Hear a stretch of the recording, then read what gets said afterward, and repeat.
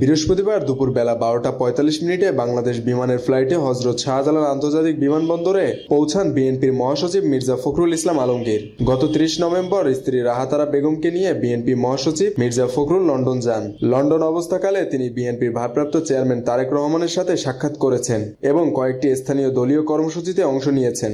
স্ত্রী রাহাতারা বেগম লন্ডনে স্বাস্থ্য পরীক্ষা করিয়েছেন এবং সংশ্লিষ্ট চিকিৎসকদের পরামর্শ নিয়েছেন। তারেক রহমানের বিরুদ্ধে থাকা যাবতীয় মামলা শেষ হলেই তিনি দেশে ফিরবেন বলে জানিয়েছেন বিএনপির মহাসচিব মির্জা ফখরুল ইসলাম আলমগীর। বিমানবন্দরে সাংবাদিকদের তিনি বলেন, আমি যে উদ্দেশ্যে লন্ডনে গিয়েছিলাম, ভারপ্রাপ্ত চেয়ারম্যানের সাথে দেখা হয়েছে, এছাড়া প্রবাসী বাংলাদেশি এবং বিএনপির নেতাদের সাথে কথা হয়েছে, তাদের সভায় যোগ দিয়েছি। তিনি বলেন, সেখানে প্রেসের সাথে আলোচনা হয়েছে। লন্ডনে আমার সফর ভালো ও ফলপ্রসূ হয়েছে। তারেক রহমানের কাছ থেকে কি বার্তা এনেছেন জানতে চাইলে মির্জা ফখরুল বলেন, ভারপ্রাপ্ত চেয়ারম্যান সাহেব বলেছেন দেশবাসী ধৈর্য ধরবেন। একটা বিশাল বিজয় এসেছে ছাত্র জনতার আন্দোলনে। এই বিজয়কে ফলপ্রসূ ও সার্থক করতে হলে অবশ্যই সকলকে ধৈর্য ধরে ঐক্যবদ্ধভাবে কাজ করতে হবে এবং গণতন্ত্রকে পুনঃপ্রতিষ্ঠা করতে হবে। গণতন্ত্রের প্রথম পদক্ষেপ নির্বাচনের জন্য সকলকে প্রস্তুতি নিতে হবে।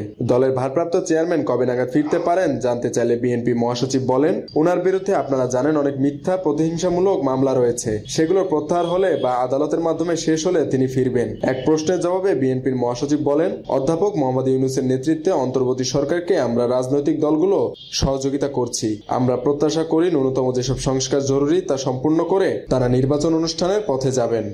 মেহেদী হাসান বাপ্পি, খুলনা গেজেট।